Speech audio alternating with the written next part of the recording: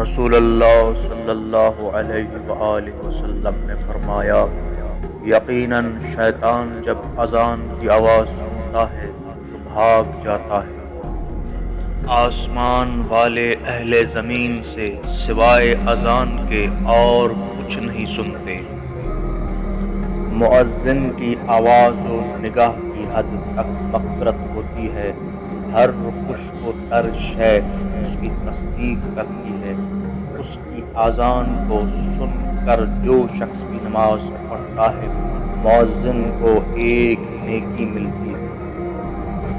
جس شخص کے یہاں بچہ پیدا ہو، اس کے دائیں کان میں اذان بائیں کان میں اقامت کہی جائے، کیونکہ اس کے ذریعے وہ بچہ شیطان رجیم کے شر سے محفوظ رہتا ہے۔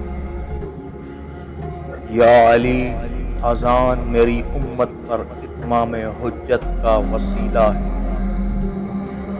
یا علی، اذان نور ہے، بس جس نے اس پر لبیک کہی وہ نجات پا گیا، اور جس نے سستی سے کام لیا اس نے گھاٹا پایا، اور خدا کی بارگاہ میں اس کا دشمن میں ہوں گا۔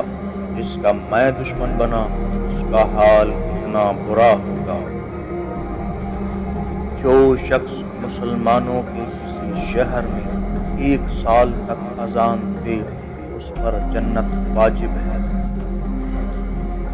امام محمد باقر علیہ السلام نے فرمایا، جو شخص 7 سال خدا کی خاطر اذان دے روز قیامت بغیر گناہ کے حاضر ہوگا۔ امام جعفر صادق علیہ السلام نے فرمایا، جس کے اخلاق بگڑنے لگے اس کے کان میں اذان کہہ دیا کرو۔ ہشام بن ابراہیم کہتا ہے، میں امام علی رضا علیہ السلام کی خدمت میں حاضر ہوا اور اپنے مریض و بے اولاد ہونے کی شکایت کی، تو امام علی رضا علیہ السلام نے مجھ سے فرمایا، اے ہشام، تم اپنے گھر میں بلند آواز سے اذان کہا کرو۔